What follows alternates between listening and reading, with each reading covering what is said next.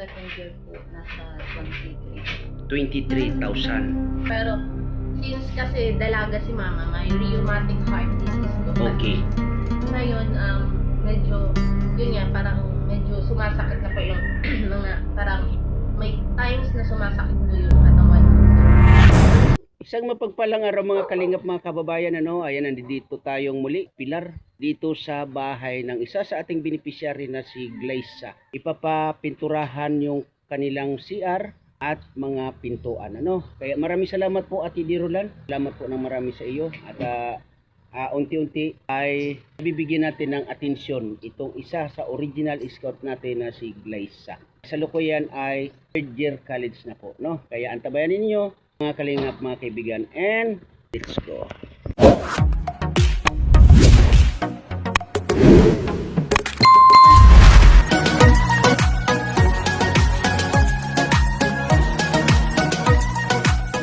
Sa lukuyan, nandito tayo sa Pilar at ipapagawa yung ano doon kay Glyza. Ipapaayos yung ano ba yun, yung pinto, papipinturahan at yung CR. Kaya bibili tayo ng bigas kasi wala daw bigas. Sir, bigas po 10 kilos. Pakiano ng 10 kilos? First class po, depende po sa klase. Yung first class magkano yun? First class, Ito 570 lang. 570. yung blossom, ano yan? Cherry blossom, Cherry blossom na yan. 610. Pero mas wala na ba bang ano yan, bigas? Dalawang klase Oo, lang. dalawang klase na lang. Hindi lang boy, wala kasinggat lang. Pakiano na lang yan. Yan Yan na lang po. Oo, yung 10 kilos. Dahil pala din ako niya, kaya pala yun. Ayan. So, bili po tayo. At mamaya-maya, bibili rin po ako ng ulam, Dito kasi ito ay special naman. So, ito.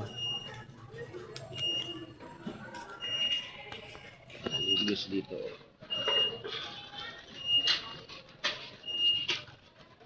Di!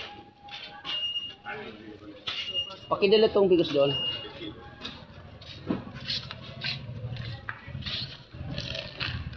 May bibili tayo ng ulam.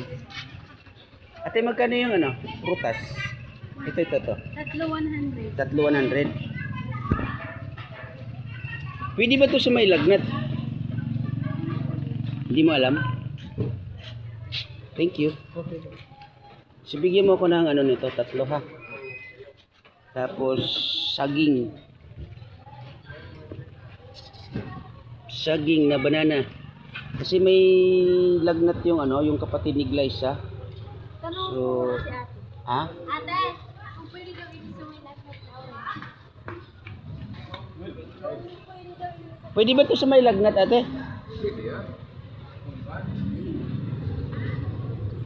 Pwede ba ito sa may lagnat? Ito. Ang ano po yan? Pwede ba sa may lagnat? Pwede. So magkano ang isa nito? Tatlo, ay 6 po, 100. 6, 100. Okay. So saging na lang siguro, ate. Ako, yan lang sa bata po. Hindi. Gagawa na ng bata. Ha? Sige, timbangin mo yan, ate. So bilan ko po ng prutas yung magkapatid, Si Glyza at yung kanyang kapatid na kasalukuyan ay may lagnat daw. Kaya bilihan ko po ng prutas. So abangan nyo po yung ating mga next na video dito, Ito bayad, ate, 180 pa rin po. Ha? 180. Diyan mo lang, ate. Diyan mo lang. Kunin ko.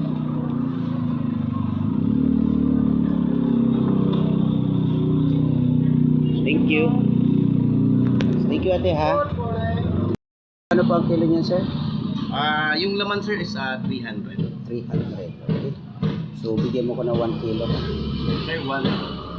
Part ng laman is Okay, United Kasim. Kasi.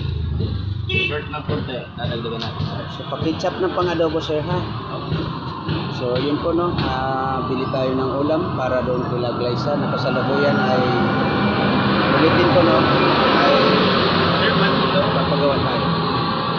Pang-adobo pa yan, pang-adobo. Okay. Yung sa atay, Sa tayo sir, isa 350. 300 din. Baka pwede mabigyan mo ko na 1/4 Okay sir. para gusto ko sa adobo may kunting atay. Bit ng pagkakahiwa. So, ayan, dito tayo muli. Pakibit-bit mo na no, yung mga ano na napamili natin. Lahat dalhin mo doon sa loob. Sarado dito sila. Tao po. So, ito na pala. No? Ayan na, nilagyan na ng... anong tawag niyan pare? Epoxy? Epoxy.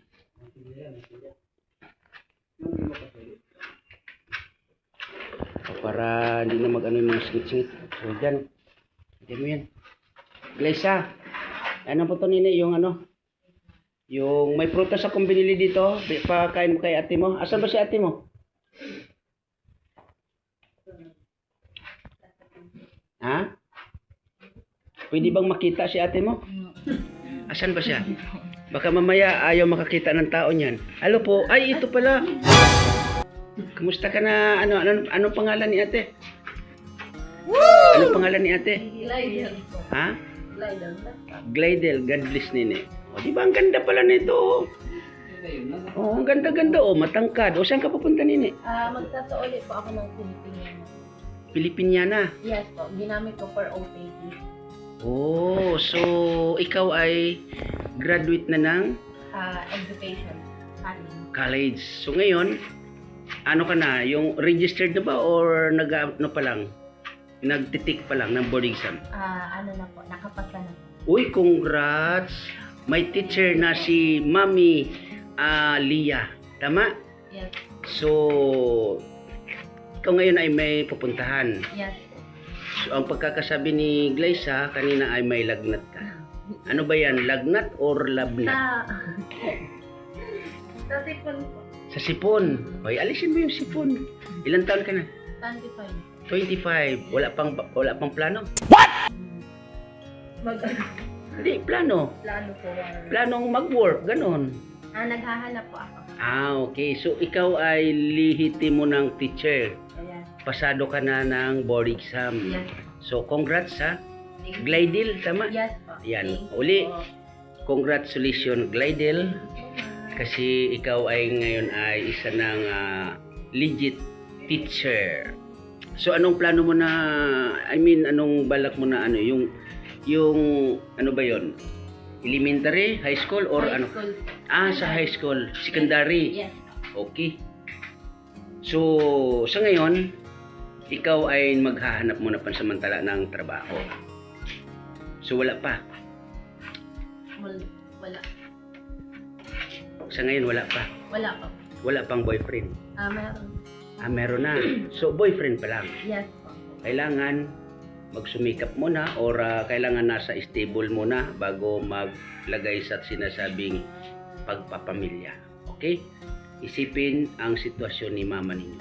Yes. So, matanong lang kita, no, Glidel, paano ka nakapagtapos sa iyong profesyon or sa iyong pangarap? I'm a working student po for almost 5 years. So, dun po ako, tinulungan po ako ng amo ko makapag-aral habang nagbabantay po ng anak nila. Mm-hmm. So, yun po. And they suggest po na dun din po ako mag-review for examination po para at least since dito po is parang wala ang internet po dun kasi libre po lahat. Oh, okay. So kung sakasakali naman dito magka-internet ka, okay naman dito. Yes po. Okay. So sa ngayon, hindi ka totally naka-stay dito sa bahay na to. Hindi po. Oh. Pansamantala po habang naghahanap pa lang po ako ng work. Okay. So, Glaysa, dito ka sa tabi ni ate. So ikaw ay 25 years old na, tama? Yes. Dito naman si Glaysa ay 21. So dito ka magkatabi kayo. Oh, yan, tabi kayo dyan. Oy, ang tatangkad ng mga to, no? Oh, ang tatangkad nila, oh. Oh, di ba? At magkasing katawan pa kayo. Ano ang nangyari? Medyo mahina ba? Mga mahihina kumain? Hindi po. Ano na po talaga. Talagang nasa katawan na talaga? Yes po. Okay. So ikaw, muli, Glyza, kumusta ang iyong pag-aaral sa ngayon? Ngayon po, nakapag-enroll na po. Okay.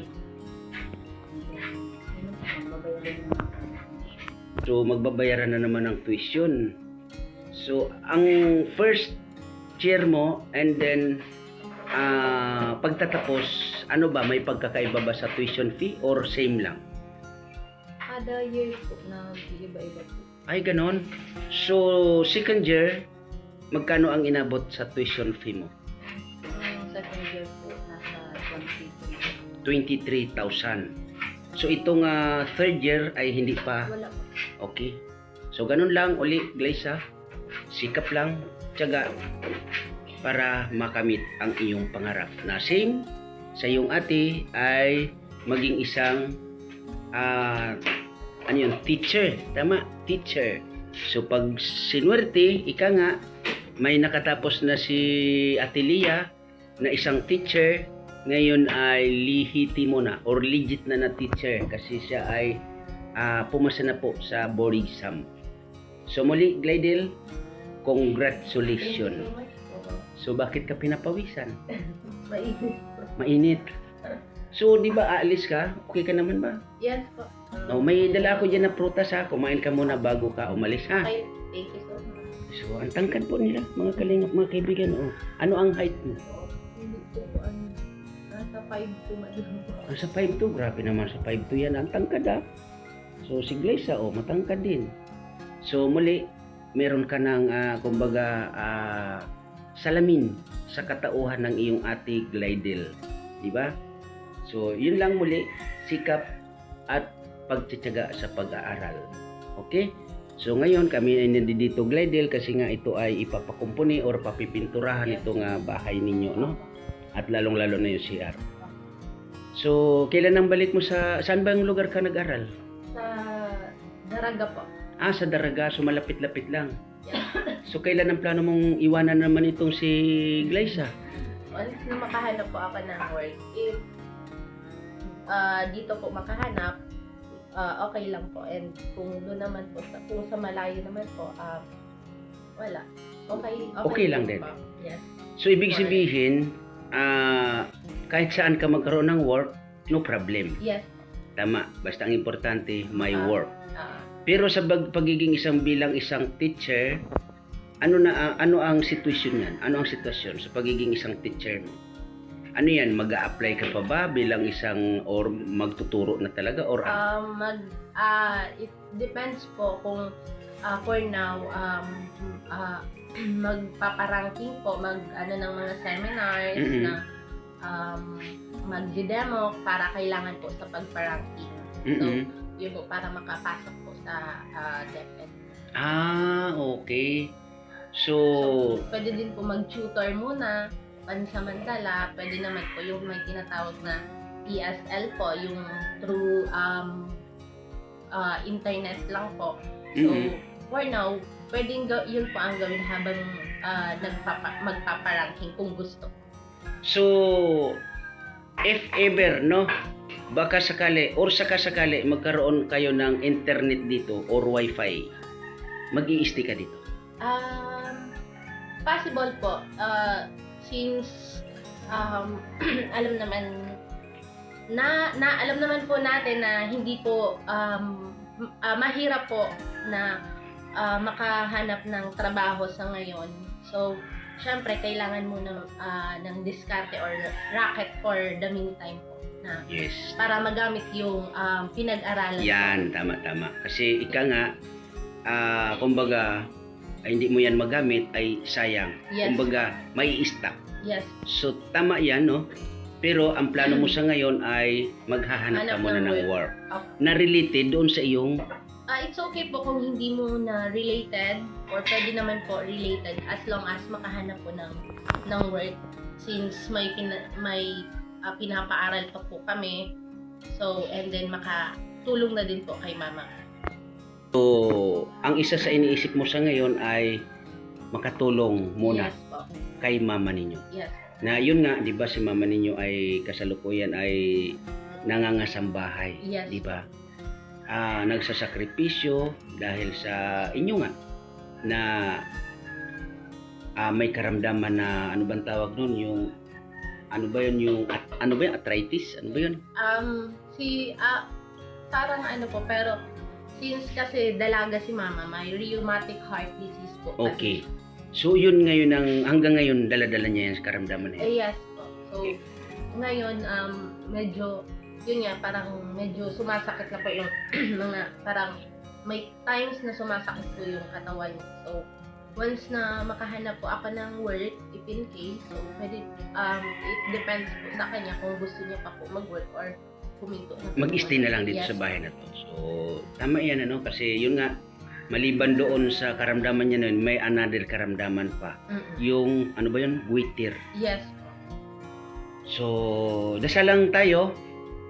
Dasal, sama-sama tayong magdasal, sabay-sabay tayong magdasal na sana meron makatulong na mabigyan ng paunti-unting lunas ang karamdaman ni mama ninyo na ito ay mahusay na gamot, pero for the meantime ay hindi ko pa sure kung makakakuha ako nito Okay lang. para matik ni mama ninyo, no? Yes.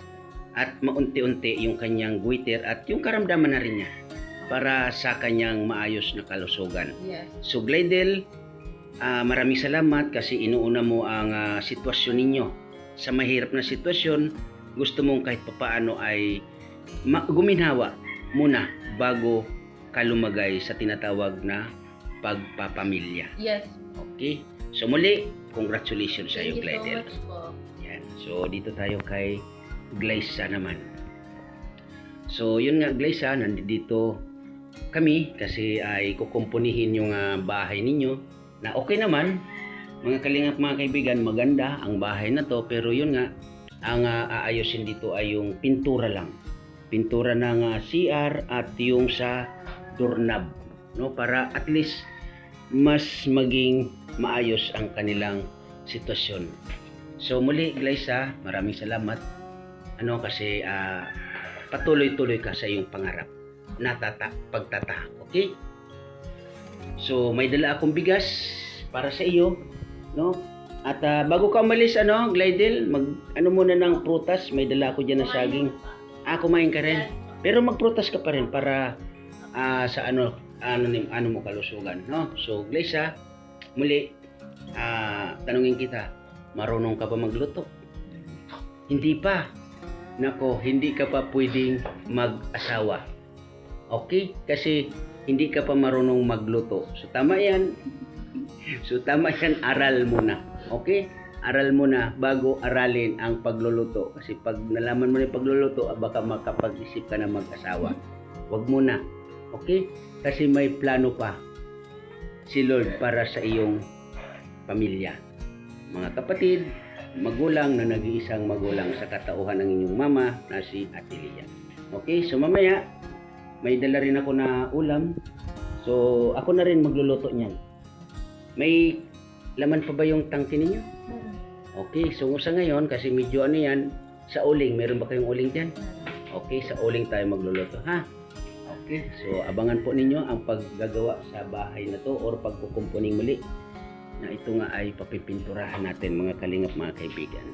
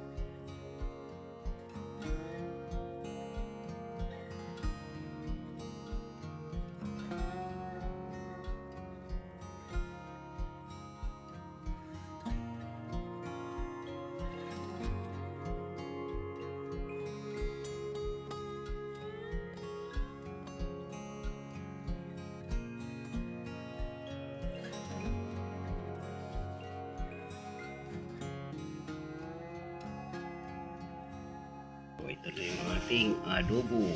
O,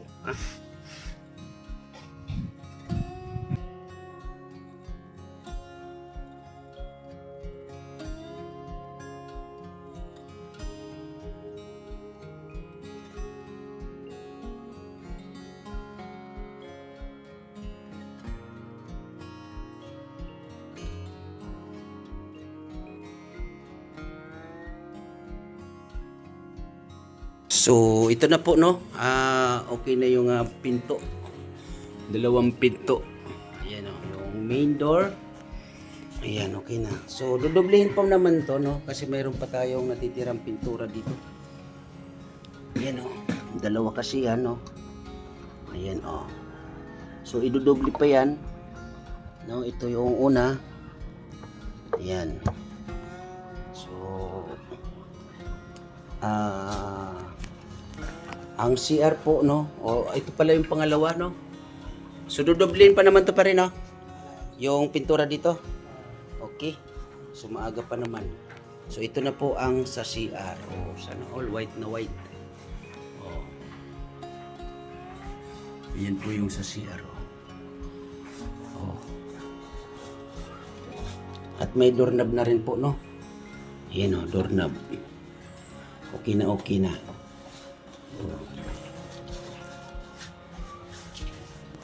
Yan, So, yan naman ay pipinturahan pa rin po yan, ano? So, maglalagay pa dito pa rin ng ano yung sabi nila? Yung lagay ng sabon daw? Okay. So, maraming salamat po Ate Dirolan talaga, no? Kasi na pansin mo muli itong si Glyza. So, mamaya-maya magkakaroon ulit tayo ng konting interview na lang dito kay Glyza, no? So, ipinakita ko pa lang po sa inyo na ito na yung kinalabasan, no, ng gawa ngayong araw dito kay Glyza. So, ito po yung pintura, no? Saktong-sakto lang yung 4 liters. Saktong-sakto lang. Hindi na kailangan magtipid bagkus kahit may sobra pa, okay lang yan. Importante, hindi nagkulang. So, mamaya po may interview tayo muli kay Glyza.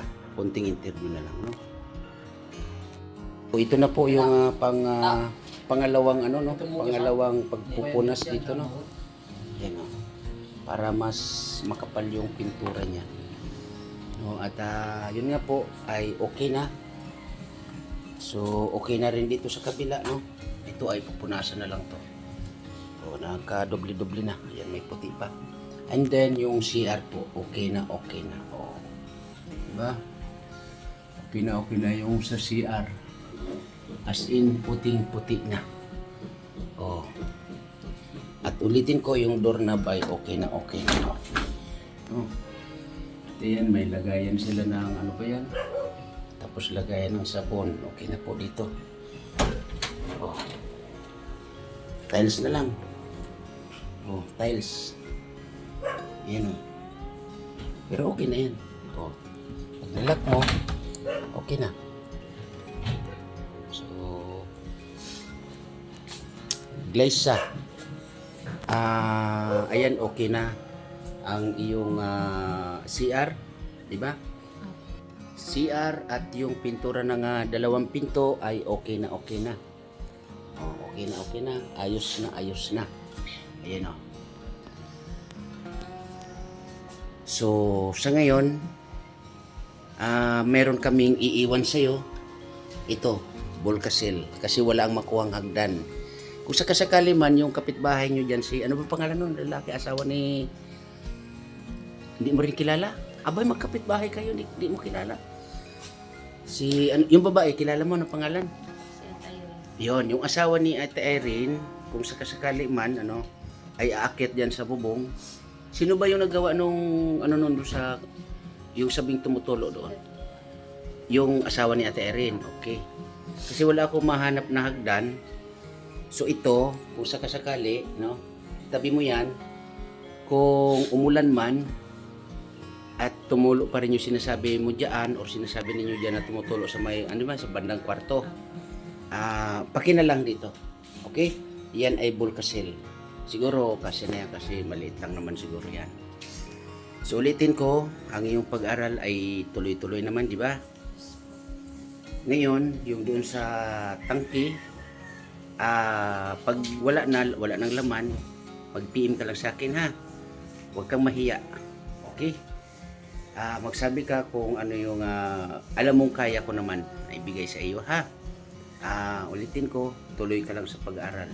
Ngayon ay third year college ka na. Yes. Na yun nga, yung kanina lamang sa kwento ni ate mo, siya ay anong tawag nun? Self-supporting sa kanyang pag-aaral at nakamit niya yung kanyang pangarap na maging isang education ngayon ay educational or magiging teacher na, legit na teacher. So ikaw salamat kasi nandiyan sila mama mo at siyempre mga kapatid mo na kahit paano or talagang asin tumulong na rin sa iyong pag-aaral, di ba? Na kung wala sila ay kumbaga baka sakali ganon din yung iyong naging sitwasyon na mag self-supporting, di ba?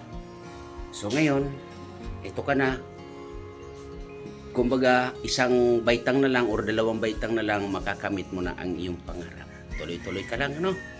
Ulitin ko, nandito lang ako, nandito lang kami. Sa abot ng aming kaya ay tutulong pa rin kami sa iyo. Walang katapusan na tulong ito hanggat kayang tumulong sa inyo, sa mga katulad ninyo na yun nga, mga kalingap, mga kababayan, yung bahay na to ay instant bahay na regalo ni Kuya Bal Santos Matubang sa ating scout dito sa Donsol or sa Donsol na kasalukuyan ay nandito na siya ngayon sa Pilar. Kaya muli maraming salamat sa mga naging sponsor sa bahay na to noon. Hindi ko po kayo maalaala or hindi ko po kayo ganong kilala. Pero sabi ko nga, maraming salamat po sa mga naging sponsor sa bahay na to. Na napakagandang bahay. At siyempre, maraming salamat din sa mga naging sponsor din natin. No? Unang-una sa pintura. Ito kasi walang pintura noon. At yung sliding door na galing kay Kuya Bal Santos Matubang, yung mga pinto po na yan. No? Na alam ko, pinaghati-hatian ito nila Ate Dirolan, Sir Port Mac TV. Maraming salamat po sa inyo. So, parang mayroon pa dito si Ate Irene DB. Hindi ko lang maalala, no? Yan na naging sponsor din natin noong araw dito sa bahay na to ni Glyza. Nakasalukuyan ay hindi pa po ito na ribbon cutting. Dasal ko po na sana may makapag-ambag-ambag para ma-ribbon cutting ang bahay na to, mga kalingap, mga kaibigan. So muli, Glyza, ingat ka parati dito kasi ikaw lagi halos ang mag-isa dito, di ba? So ganun lang, ingat parati at siyempre tutok, focus sa pag-aaral. Okay? Ulitin ko kung ano yung ano mo na alam mo naman na kaya ko, nandito lang or magpasabi ka lang, ha? Okay. So yun po, no? Mga kalingap, mga kaibigan, sa mga sa aking premiere sa gabing ito, maraming salamat po sa inyong lahat na ito nga ay okay na ang bahay na to. Oo, ni Glyza Monida. Third year college na sa ngayon. No, kaya muli, thank you na marami sa mga nagiging kaagapay, katuwang natin sa paglingap dito sa Donsol. Sa pangunguna ni Ate Dirolan, Ma'am Gina, Miss Anig, Miss Carol Baya, Kuya Walter, Ate Inday PB, kayo ang kasalukuyan active na mga nagiging kaagapay ko sa paglingap dito sa Donsol na ngayon nga ay sakop na natin ang buong Sorsogon halos. Kaya muli sa aking premiere, maraming salamat and God bless sa lahat. Bye-bye. Ingat tayo parate.